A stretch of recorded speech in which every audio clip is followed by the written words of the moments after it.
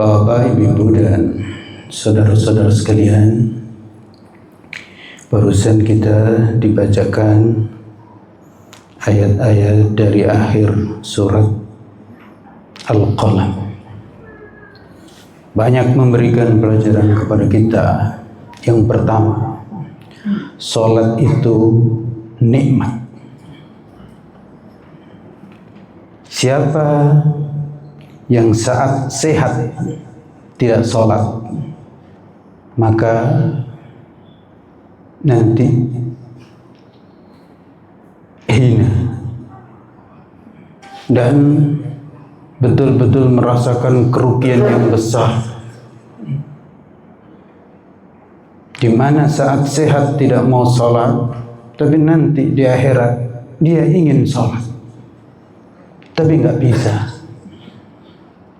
Itulah maka Allah Subhanahu wa Ta'ala tunjukkan bahwa orang-orang yang saat hidup di dunia sehat, berkuasa, leluasa, dipanggil untuk salat, sujud, tapi nggak mau, maka khasyatan absaruhum tarhaquhum zillah. Mereka nanti tertunduk dalam kondisi sangat hina. Pada saat orang-orang yang beriman dahulu di dunia rajin salat, rajin sujud, mereka semuanya sujud dan mendapatkan kemuliaan dari Allah Subhanahu wa Ta'ala. Tapi mereka orang-orang yang munafik atau yang salat tapi karena riya, apalagi yang kafir, maka hina, ingin sujud tapi tidak bisa. Disebutkan punggung mereka menjadi seperti papan dari kaki sampai kepala, jadi tidak bisa ditekuk. Mau sujud tapi justru menjadi terlentang dan merasakan kesulitan. Ya bayangkan, kita ini kalau nggak bisa duduk, kaki kita nggak bisa ditekuk, sendi-sendi ini tidak berfungsi, maka betapa sulitnya. Tapi alhamdulillah Allah kasih kita sendi-sendi yang luar biasa. Sedikit saja sendi di jari kita ini nggak bisa digerakkan, itu sangat sulit dan sudah cukup untuk ya kita mendapatkan tersiksa, kesulitan. Apalagi kalau ruas-ruas dari punggung kita, lalu sampai kemudian dengkul kita. Oleh karena itu, mari kita sadari saat kita sholat, saat kita masih sehat, anak-anakku sekalian, para pemuda, ya, saat masih sehat, maka gunakan untuk khususnya sholat. Karena dengan sholat itu tergerak hampir seluruh sendi-sendi yang Allah Subhanahu wa Ta'ala berikan kita, dan itu merupakan kenikmatan yang besar yang tidak disadarin oleh banyak orang. Oleh karena itu salat itu merupakan nikmat yang sangat agung, nikmat yang sangat besar. Banyak orang yang baru sadar ketika sudah tua, tapi sayang sadarnya bukan salat tapi senam. Ya boleh, bukan nggak boleh ya, tapi keliru. Andaikan di saat masih muda rajin salat, masya Allah, insya Allah luar biasa. Dan kita sering lupa menganggap nikmat itu hanya makanan, menganggap nikmat itu hanya hiburan, menganggap nikmat itu hanya riang-riang, joget-joget. Bukan. Nikmat itu sholat, maka sungguh-sungguh. Dan di antara nikmat dalam sholat itu sujud. Sujud. Kenapa di sini disebut sujud? Karena memang ada orang-orang yang sholat tapi nggak sujud. Sujudnya itu cepat sekali. Merasa risih sujud. Padahal nanti di akhirat sujud itulah kehormatan. Sujud itulah kemuliaan. Oleh karena itu, wahai para pemuda, para pelajar, sujudlah. Nikmati sujud. Silakan coba sujud 5 menit. Kalau mau silakan 10 menit. Jangan cepat bangkit. Rasakan betapa nikmatnya sujud. Nikmat sujud itu. Baca dengan bacaan-bacaan yang sudah diajarkan oleh Nabi Muhammad sallallahu alaihi wasallam. Jangan hanya 3 kali. Tambah 5 kali. 11 kali, 15 kali. Subhana rabbiyal a'la, subhana rabbiyal a'la, subhana rabbiyal a'la. Nikmati. Insyaallah dahsyat. Luar biasa. Siapa yang merasa menghafal ini, menghafal itu, belajar ini, belajar itu sulit, maka sujud. Silakan sujud. Dan jangan sekedarnya, nikmati betul. Seperti makan, minum, nikmati. Karena ternyata sujud itu adalah kenikmatan pertama nanti yang akan dirasakan oleh orang yang beriman. Karena di hari kiamat itu Allah Subhanahu wa taala menunjukkan tentang dirinya. Dan Allah Maha Agung. Maka secara refleks tidak ada sikap bagi manusia kecuali ingin sujud. Begitu. Ingin sujud. Dan betul, orang-orang yang dulu sujud maka sujud, bisa sujud. Tapi yang dulu tidak sujud, merasa menyombongkan diri dengan hartanya, dengan pengetahuannya, dengan kekuatannya, maka justru dia terlentang dan kemudian sangat kesulitan untuk bisa sujud. Karena itu, maka bagi mereka tidak ada kecuali kehinaan. Ini yang pertama. Maka Nabi juga menyebutkan fa'aksirud doa, perbanyak doa di saat sujud. Dan di saat ruku' fa'azzimu, agungkan. Maka di antara bacaan di dalam ruku' itu subhana rabbiyal azim, subhana rabbiyal azim, subhana rabbiyal azim. Lalu kemudian berdiri lagi, kalau kemudian sujud. Dan sungguh-sungguh sujud. Nabi menyebutkan sujud itu dengan 7 a'dha, dengan 7 anggota badan. Muka, sungguh-sungguh muka sujud. Jangan nunggit, ya. Ratakan. Hidung insya Allah terkena, ya kan?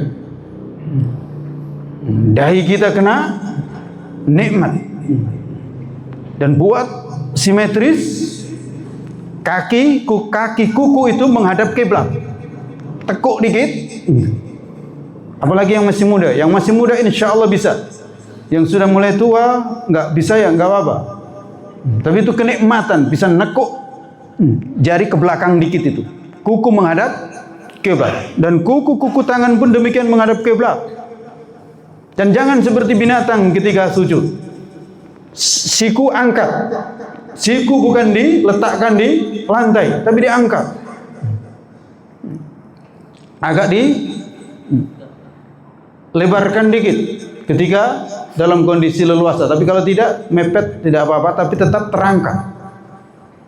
Sehingga semuanya ada tumbuhan. Dahi ada tumbuhan, hidung sedikit, tangan, dengkul. Jadi tidak satu tumbuhan, tidak hanya di dahi, tidak hanya di tangan pun 2, lalu dengkul, lalu 2 kaki.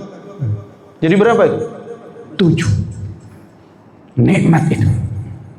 Ya. Kenikmatan jasmani sekaligus kenikmatan rohani. Sujud. Apalagi di salat-salat sunnah. Di salat-salat sunnah. Maka silakan sampai betul-betul puas di sholat-sholat sunnah, tahajud, duha di rumah, dan sholat-sholat yang dilakukan secara mandiri. Kalau sholat berjamaah kita ngikut imam, dan kita sarankan memang para imam hendaknya ngimam dengan sebaik-baiknya. Jangan terlalu cepat, jangan pula terlalu lambat.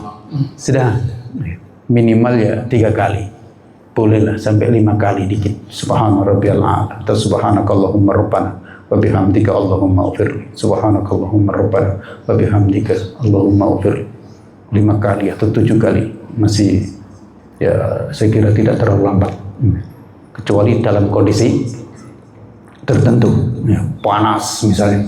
Tapi kalau kalian dalam kondisi normal dan jamaah juga dalam kondisi memang betul-betul datang ingin sholat, maka hendaknya memimpin sholat dengan sebaik-baiknya supaya terasa nikmat itu. Sholat itu nikmat. Sholat itu bukan sekedar merupakan kewajiban, dan memang kewajiban. Kenapa kewajiban? Karena rupanya manusia ini tidak tahu apa yang sebenarnya menjadi kenikmatan baginya, maka Allah wajibkan.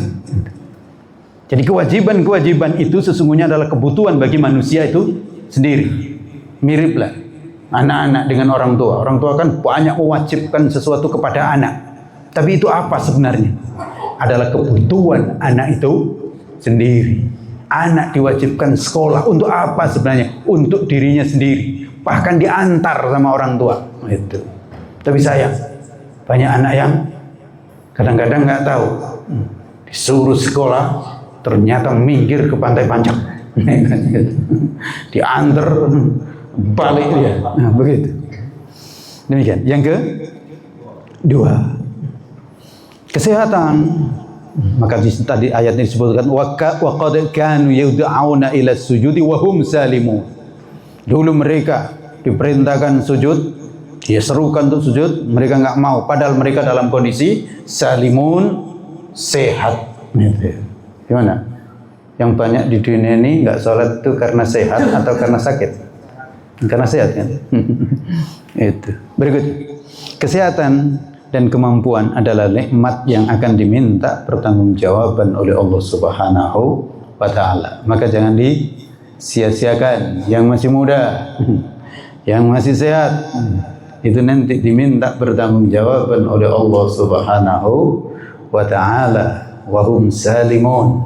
Maka hendaknya saat sehat, saat leluasa digunakan untuk kebaikan, karena nanti orang itu menyesal. Andaikan saya masih muda, andaikan saya masih sehat. Itu ya, anak-anak sekalian, yang tua-tua ini banyak sudah menyesal juga. Andaikan saya masih muda, saya akan nyatat pelajaran-pelajaran itu. Itu ya, saya akan catat pelajaran-pelajaran itu, saya akan kumpulkan ilmu itu. Tapi sayang sudah tua. Gitu. Nanti begitu juga di akhirat, termasuk yang kaya. Nanti akan nyesal kalau nggak sedekah. Iya, nyesal. Ya Allah, saya kaya dulu nggak sedekah. Gitu. Sekarang saya ingin sedekah, nggak bisa lagi, kekayaan yang nggak ada. Sudah meninggal dunia kan nggak dibawa kekayaan itu. Gitu. Maka nyesal. Yang pejabat juga nyesal saat sudah pensiun, ya kan? Apalagi pensiun nanti di akhirat, nyesal juga. Ketika punya jabatan tapi tidak digunakan dengan sebaik-baiknya. Punya jabatan tapi justru digunakan untuk menggencet banyak orang itu ya, nanti akan gitu. Dan perlu diketahui ada hukum istidraj. Waspada, ada hukum istidraj. Apa artinya? Orang itu kalau melakukan pelanggaran tidak langsung ditangkap, tidak langsung dihukum, tapi dibiarkan. Itu namanya istidraj. Sehat, nggak sholat, tambah sehat ternyata dia. Itu istidraj. Kaya, tambah banyak maksiat, lo kok tambah aman? Itu istidraj. Tua, bangga lagi, gitu. Ternyata tambah dapat jabatan, tambah dapat ini, bukan digunakan untuk kebaikan. Itu bukan kebaikan, bukan kemuliaan, tapi itu istidraj namanya. Istidraj itu apa? Orang bermaksiat tapi ternyata tambah banyak fasilitas. Rajin maksiat tapi ternyata tambah sehat.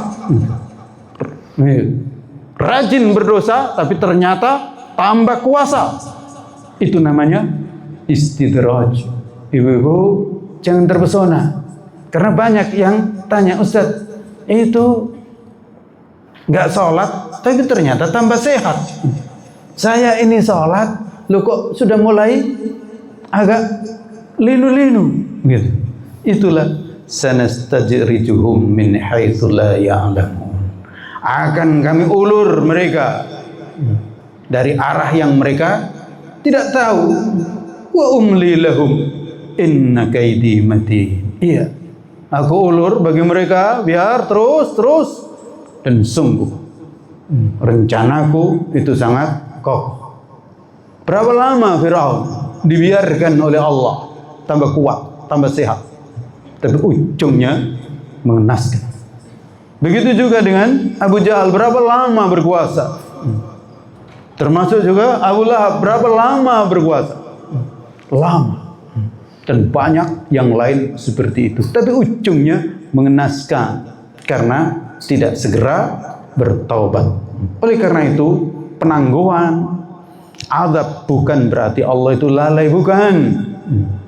Tapi ketika orang tidak segera bertaubat, maka itu adalah memberatkan siksa. Berikutnya yang kelima. Yang kelima ya? Hah? Lima. Yang ketiga tadi istidraj. Yang keempat penangguhan azab bukan berarti Allah lalai. Yang kelima perlu diketahui.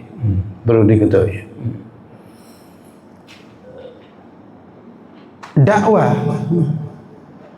itu sebenarnya bukan membebani masyarakat.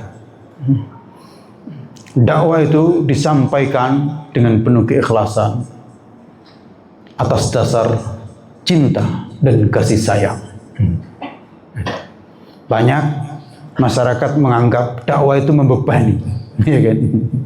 Dakwah itu membebani, padahal bukan. Dakwah ngaji ini semuanya adalah bukan dalam rangka untuk mengumpulkan uang, bukan kan? Bukan mengumpulkan uang untuk yang ngajar, bukan kan? Bukan. Tapi semuanya disampaikan dengan keikhlasan atas dasar cinta dan kasih sayang. Ya, oleh karena itu kalau ada dakwah lalu kemudian ngumpulin uang terus lalu dibawa kabur, itu perlu dicurigai, waspada. Itu. Bukan begitu. Makanya Nabi ditegaskan oleh Allah, am tas'aluhum ajra, apakah kamu minta upah kepada mereka? Kan tidak. Tapi mereka memusuhimu. Bahkan mereka itu nitip barang kepadamu dan dijaga. Tapi mereka memusuhimu, ya biarkanlah. Gitu. Jadi dakwah itu memang hendaknya disampaikan atau dilakukan dengan penuh keikhlasan, penuh cinta dan kasih sayang. Itulah maka Nabi disebut membawa rahmat untuk semesta alam. Tidak ada lelah siang dan malam menyeru manusia ke jalan yang benar. Berikutnya, orang yang mengaku mengerti, mengetahui yang gaib, pasti itu adalah sesat. Waspada. Kalau ada orang yang mengaku mengetahui yang gaib, padahal itu tidak berdasarkan wahyu, maka itu pasti sesat. Oleh karena itu jangan terpesona dengan orang-orang yang mengajarkan sesuatu yang gaib, padahal tidak berdasarkan Al-Quran dan Sunnah. Sesuatu yang gaib, terima kasih. Sesuatu yang gaib itu hanya bisa dibicarakan sesuai dengan Al-Quran dan Sunnah. Dan memang iya, di dalam Al-Quran itu banyak berbicara tentang yang gaib, termasuk tadi orang-orang yang sehat di dunia nggak sholat, nanti hina di akhirat. Ini kan gaib ini. Al-Quran. Dan kita merasakan seakan-akan kita melihat dengan mata kepala kan. Ketika ayat tadi dibacakan, bagaimana orang-orang yang sehat di dunia kok kemudian nanti di akhirat nggak bisa sujud. Itu pasti terbayang itu. Bagi yang sungguh-sungguh membaca Al-Quran. Bagaimana nanti kemudian punggung nggak bisa ditekuk, itu pasti terbayang. Dan itulah Al-Quran. Singkat, tapi terbayang bagi siapa yang mendengarkan dengan baik. Dan memang begitu bahasa Al-Quran. Indahnya bahasa Al-Quran dan mudahnya bahasa Al-Quran. Tapi sayang, kita sering kurang perhatian. Itu saja persoalan. Al-Quran itu mudah. Al-Quran itu mudah. Tapi sangat luas. Itu saja. Dan sama dengan bahasa Arab. Bahasa Arab itu tidak sulit, mudah. Tapi sangat luas. Itu aja persoalannya. Sehingga orang mengesankan bahasa Arab itu sulit, Al-Quran itu sulit. Tidak. Tidak ada yang lebih mudah daripada Al-Quran. Tidak ada yang lebih mudah daripada bahasa Arab. Tapi memang tidak ada yang lebih luas daripada Al-Quran. Begitu. Dan tidak ada yang lebih luas daripada bahasa Arab. Maka Al-Quran itu bisa dibaca dan diajarkan untuk anak-anak TK. Dan bisa diajarkan dan dibacakan untuk orang yang sudah habis kelasnya misalnya. Yang dibawa anak TK Al-Quran sama, 30 juz. Yang dibawa oleh profesor sama, 30 juz. Kan sama itu. Di situ. Sedikit agak mirip itu dengan laut. Laut itu berenang, anak itu berenang di laut nggak ada masalah. Nggak ada emang, di pinggiran ya. Tapi memang laut itu tidak nampak mana ujungnya. Tapi anak bisa berenang di laut itu bisa. Nggak ada masalah. Jadi Al-Quran itu bukan kayak kolam renang yang kecil itu. Tapi memang kayak laut. Renang bisa, nanti yang di tengah-tengah juga bisa. Dan memang kadang-kadang kalau nggak waspada bisa tenggelam. Dan memang iya, ada orang yang belajar Al-Quran nggak waspada tenggelam. Bukan mendapatkan petunjuk, tapi justru mendapatkan kesesatan. Kan banyak itu. Banyak. Ada beberapa yang hafal Al-Quran, itu yang kemudian malah sesat. Ada. Dan waspada. Saya ingatkan. Belajar sungguh-sungguh. Karena tidak sedikit juga yang hafal Al-Quran akhirnya sesat. Ya. Bahkan pindah agama ada. Yang benar kan justru sebenarnya orang-orang belajar Al-Quran kayak orang talis, lalu kemudian masuk Islam. Tapi ini bisa kebalik. Ada. Maka di zaman Nabi juga ada orang-orang munafik atau orang yang murtad. Berikutnya, yang kita semuanya diperintahkan bersabar dalam berdakwah, dalam mengajak orang kepada kebaikan. Bersabar itu apa maksudnya? Bersabar itu kita tidak pernah berhenti. Yang kedua, kita harus tahan diri. Gitu. Kenapa? Memang jalan dakwah ini panjang. Jalan dakwah itu panjang. Jalan untuk mengajak kepada kebaikan itu panjang. Gitu. Di samping banyak rintangan. Gitu. Banyak rintangan. Kita ingin mengingatkan ya, Nabi itu diingatkan oleh Allah di sini, fasbir li hukmi rabbik. Wahai Nabi, bersabarlah. Jangan pernah berhenti. Gitu. Jangan pernah berhenti. Sampai kemudian diingatkan jangan seperti Nabi Yunus dulu. Nanti sedikit kita singgung tentang Nabi Yunus. Terus berdakwah. Meskipun kamu disakiti, meskipun kamu dicaci, meskipun kamu begitu. Dan ini sangat relevan bagi kita sekarang. Anak-anakku sekalian, ya kan? Para pemuda, para pelajar, termasuk kita yang tua, ya kan? Jangan pernah berhenti juga untuk mengajak kepada kebaikan. Kepada anak, kawan dekat, dan seterusnya. Nah, saya senang sekali. Tadi malam ada yang menyampaikan kepada saya, Ustaz, saya akan bawa kira-kira 2 atau 3 keluarga. Ya, alhamdulillah. Hendaknya seperti itu. Ingat ya, dalam hidup ini, kalau kita nggak ngajak kepada kebaikan, maka kita akan diajak kepada keburukan. Waspada. Hari ini yang ngajak kepada keburukan itu jauh lebih semangat daripada yang ngajak ke masjid. Ya. Pengurus masjid ngajak ke masjid itu ya sekedarnya aja kan. Tapi lihat orang-orang yang ngurus tertentu, mengurus momentum tertentu, bagaimana mereka itu punya target harus datang. Ya. Kita ini ngurus rumah Allah. Bagaimana kita nggak punya target, ya kan? Maka Masya Allah kalau kita baca Joko Karyan itu, bagaimana Pak Jazri itu punya target. Karena apa? Merasa mendapatkan kemuliaan ngurus rumah Allah. Maka beliau datangin satu-satu, disurati, didatangin dan seterusnya. Kenapa? Karena memang hari ini dan memang dari dulu yang ngajak kepada keburukan itu jangan dikira diam ya. Yang ngajak kepada keburukan itu mengeluarkan tenaganya, mengeluarkan uangnya.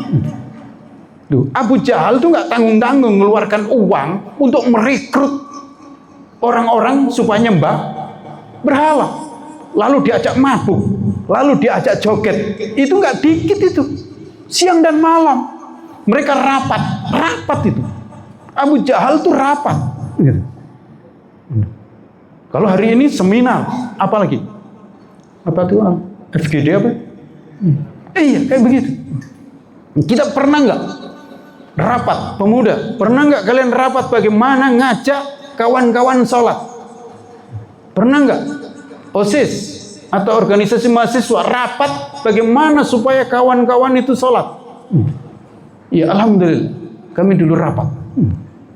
Bagaimana ini yang masuk daftar ini segera kita ajak untuk berdakwah. Itu kita rapat dulu. Maka hampir setiap kali ada penerimaan mahasiswa baru, maka kita ajak ke puncak, ke ini dan seterusnya. Dan kita urunan untuk membiayai itu. Iya. Dan begitu juga dulu di Mesir, begitu juga. Luar biasa. Karena memang yang ngajak kepada keburukan dahsyat. Hari ini silakan dilihat di WA itu. Ngajak kepada keburukan rata-rata. Tapi adakah kita ngajak kepada kebaikan? Oleh karena itu ketika masjid kita kok sepi, kenapa? Karena memang kita ya nggak begitu ngajak untuk ke masjid. Sementara di sana kok ramai, kenapa? Karena mereka iklan di mana-mana. Ya kan? Iklan di mana-mana, Pak. Mau WA-in ini itu. Memastikan besok hadir atau tidak, dipastikan itu. Maka memang hidup ini tarik menarik. Percayalah, kalau kita tidak ngajak kepada kebaikan, maka kita akan diajak kepada keburukan. Dan salah satu di antara pertahanan yang kuat adalah ketika kita mengajak kepada kebaikan, maka kita punya pertahanan yang kuat. Masa saya ngajak kepada kebaikan, saya ikut diajak orang untuk keburukan. Tapi kalau kita nganggur, maka sulit, kita tidak akan menerima ajakan orang untuk melakukan keburukan. Karena kadang-kadang kan kita malu, diajak terus, masa kita nggak datang? Kan gitu kan? Diajak terus, masa kita nggak datang? Gitu. Nah sekarang itu terbalik. Yang ngajak kepada kebaikan malu, yang ngajak kepada keburukan malu-maluin. Gitu kan? Iya, lihat para pemuda pelajar yang ngerokok, pasti ngajak kawan yang ngerokok. Ditraktir dia, ini saya kasih rokok. Anak-anak waspada, jangan dekat-dekat dengan kawan yang ngerokok. Pasti besok kalian akan diajak ngerokok. Ya. Termasuk yang ngajak nyanyi-nyanyi, pasti kalian diajak nyanyi. Maka ajak dia sholat, ajak ngaji, ajak belajar dengan baik. Yang perempuan juga begitu. Ya. Kalau tidak ngajak ke masjid, pasti ibu-ibu dia ajak untuk apa?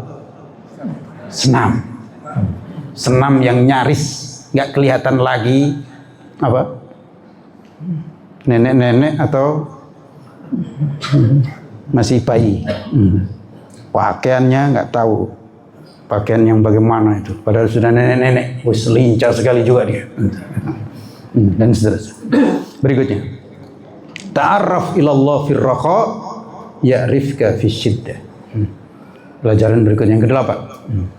Ingat Allah di saat senang, di saat lapang, maka Allah akan mengingatmu di saat susah. Ini pelajaran kita ambil dari Nabi Yunus. Ya, meskipun di sini seakan-akan Nabi Yunus itu agak negatif, tapi tidak. Di sini menjadi pelajaran yang sangat bagus. Ya kan? Maka meskipun Allah katakan kamu jangan seperti Nabi Yunus, tapi Nabi Muhammad mengatakan jangan pernah engkau anggap aku lebih utama daripada Nabi Yunus. Karena ujungnya Nabi Yunus itu dipilih oleh Allah Subhanahu wa Ta'ala. Sedikit kesalahan dan manusiawi, lari dari medan dakwah, lari karena kepegelen. Larinya itu karena belum mendapatkan izin dari Allah, tapi sudah lari duluan. Tapi lari duluan, lihat, masya Allah, tengah laut, lalu kemudian ikut orang naik kapal kesulitan, harus ada yang turun satu ini, dan tidak mungkin turun di tengah laut kecuali binasa namanya. Dolotre bolak-balik kena Nabi Yunus. Maka Nabi Yunus mengatakan, biar saya kalau begitu. Yang lain jangan, saya saja katanya, engkau adalah orang mulia. Tapi Nabi Yunus tidak, biarlah saya, karena memang saya yang terkenal. Maka turun dari kapal, ditangkap sama ikan besar sekali, masya Allah, bayangkan, langsung ditangkap. Dan ikan ya ikan, mendapatkan mangsa yang luar biasa, senang sekali itu. Kira-kira putar-putar di laut. Nabi Yunus pingsan itu, pingsan dan bau amis dan itu. Tapi kemudian akhirnya siuman itu Nabi Yunus langsung ingat sholat. Allahu Akbar. Jadi Nabi Yunus sholat di perut ikan. Itu orang kalau biasa sholat, maka insya Allah dimanapun juga akan ingat sholat. Ya kan? Hari ini kan nggak begitu kan orang. Pingsan, yang diingat setelah itu makan nggak? Sholat, ingatlah sholat. Saya tadi sudah sholat atau belum? Ini waktunya sholat atau belum? Maka sholat Nabi Yunus. Itulah membaca La ilaha illa anta subhanaka inni kuntu minadz zalim, sampai menggetarkan arsy. Malaikat merinding, ya Allah, ini suara dari mana? Kamu nggak tahu? Itu suara hambaku Yunus. Ya Allah, tapi kenapa, apa dosa dia? Kenapa engkau tidak mengampuninya? Merinding gitu. Bukankah dia hambamu yang soleh? Iya. Maka kemudian Allah perintahkan ikan itu minggir, lalu dikeluarkan Nabi Yunus. Dan disebutkan, apa persoalannya? Bukan semata-mata tasbihnya yang diucapkan di perut ikan, tapi disebutkan di dalam ayat yang lain itu karena falaula annahu kana minal musabbihin. Andaikan Yunus itu bukan termasuk orang yang suka bertasbih. Apa artinya? Tasbih Nabi Yunus itu bukan hanya saat di perut ikan, tapi memang sebelumnya dia sudah banyak berzikir kepada Allah Subhanahu wa Ta'ala. Maka di saat sulit dan di saat bertaubat diampunin oleh Allah. Dan memang orang yang bertaubat itu dimuliakan oleh Allah. Itu nikmat. Maka disebutkan di dalam ayat tadi itu Nabi Yunus mendapatkan nikmat laula an tadarakahu nikmatum mir rabbih. Seandainya dia tidak mendapatkan nikmat dari Tuhannya, maka dia akan disebutkan dalam ayat yang surat Shaffat itu, dia akan berada di perut ikan itu sampai hari kiamat. Di ayat ini disebutkan dia akan dilemparkan di daratan dalam kondisi hina. Tapi tidak, karena Nabi Yunus mendapatkan nikmat. Apa nikmatnya? Apa nikmatnya? Halo? Apa nikmatnya? Bukan sehat, bukan uang, tapi zikir kepada Allah, tasbih. Orang bisa bertasbih itu nikmat. Kita sering anggap nikmat itu kalau pagi-pagi dapat sarapan, betul. Tapi nikmat sejati adalah kalau kita pagi-pagi bisa bertasbih. Subhanallah, walhamdulillah, wala ilaha illallah, wallahu akbar. Itulah nikmat. Kita dapat sarapan, diundang sarapan ke sana kemari, tapi tasbih nggak bisa. Itu menghinakan. Di situ. Kita punya anak, dia itu mendapatkan nikmat ketika anak kita bisa berzikir kepada Allah Subhanahu wa Ta'ala. Itu nikmat. Karena Nabi menyebutkan subhanallah, walhamdulillah, wala ilaha illallah, wallahu akbar. Itu lebih Nabi sukai daripada terbitnya matahari. Apalagi sekedar uang 1 juta, 2 juta gitu. Kecil. Itulah nikmat. Berikutnya yang ke-10, tadi itu sudah 9. Nikmat itu bisa berzikir kepada Allah, bisa bertaubat kepada Allah. Orang itu kalau bisa bertobat, nikmat. Dan gak gampang tobat itu. Gak gampang. Tobat itu tidak gampang. Lihat, banyak orang salah tapi gak ngaku salah. Itu kan gak tobat. Jadi tobat itu bukan sesuatu yang gampang. Maka doa yang sering kita dengar juga biasanya, minta tobat sebelum mati kan. Jangankan sebelum mati, pas sehat saja susah tobat. Berikutnya yang ke-10.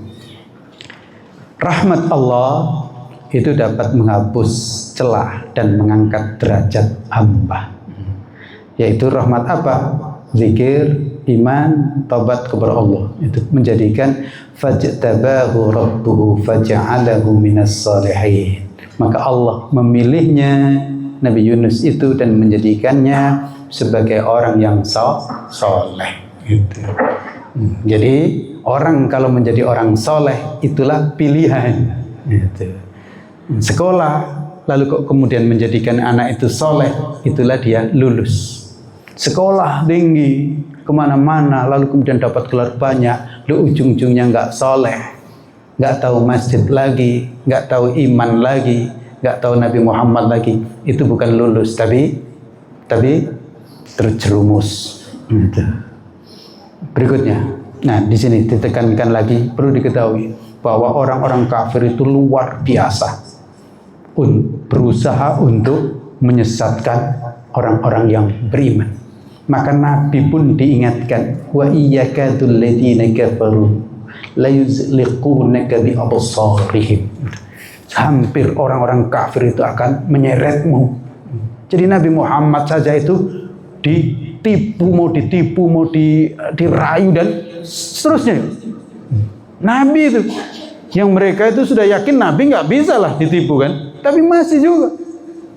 Mulai dari apa? Dari bujuk rayu membawa kekayaan, ditawarin jabatan ini dan seterusnya kan, hingga kemudian diancam, lalu juga disihir dan seterusnya. Itu. Jadi mereka orang-orang kafir itu luar biasa. Apalagi di zaman sekarang, anak-anakku sekalian dan para orang tua waspada dengan godaan, ajakan, tipu daya orang-orang yang kafir, orang-orang yang ahli maksiat. Jangan sampai kita merasa tenang, termasuk meskipun di dalam kamar. Karena tipu daya orang-orang kafir itu sampai masuk ke dalam kamar kita, masuk ke dalam saku kita. Gitu. Nabi pun diingatkan, apalagi kita manusia biasa. Berikutnya, jangan takut, jangan rendah diri kalau kita berada dalam kebaikan lalu dihina, dikatakan gila misalnya, dikatakan terbelakang, dikatakan ini dan seterusnya. Nabi saja dulu dikatakan hina.